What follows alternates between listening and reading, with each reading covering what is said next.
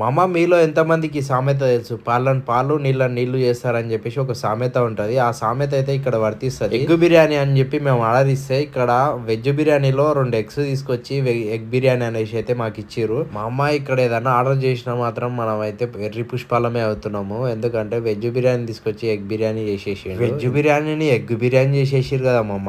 నాకైతే షాక్ అయిపోయినా. తర్వాత బయట కొద్దిసేపు గాలి తీసుకుందాం అనేసి అయితే డోర్ దగ్గర అయితే నిలబడి చాలా సేపటి వరకు డోర్ దగ్గర నిలబడ్డ తర్వాత ఒక స్టేషన్ అయితే వచ్చేసింది. ఆ స్టేషన్ లో దిగి నేను మా మామ వాళ్ళు అయితే ఫుల్ టైం పాస్ చేసినాము. మా అమ్మ ఈ ట్రైన్ అయితే ఎక్కువసేపు స్టేషన్ లో అయితే ఆగట్లేదు, తొందరగానే బయలుదేరుతుంది. అందుకనేసి మేము ఏమన్నా కావాలనుకుంటే మాకు కావాల్సిన సామాగ్రి తీసుకొని మళ్ళీ మేమైతే ట్రైన్ అయితే ఎక్కినాము. మా అమ్మ మేము జర్నీ చేసే ట్రైన్ లో అయితే హౌస్ కీపింగ్ బాయ్స్ కూడా వస్తుంటారు. 6 hours కి ఒకసారి వచ్చేసి ట్రైన్ మొత్తం నీట్ గా చేస్తూ ఉంటారు. చూస్తూ చూస్తూ సూర్యుడు కూడా వచ్చేసిండు. ఇక నైట్ ఆలోచన చేయాలి ఏం తినాలి అనేసి మేమైతే ఆర్డర్ అయితే పెట్టినాం నైట్ కోసం. అయితే మేము నైట్ డిన్నర్ లో ఏం ఆర్డర్ పెట్టామో తెలుసుకోవాలనుకుంటే మన పేజ్ అయితే ఫాలో చేసుకొని ఛానల్ అయితే సబ్స్క్రైబ్ చేసుకోండి.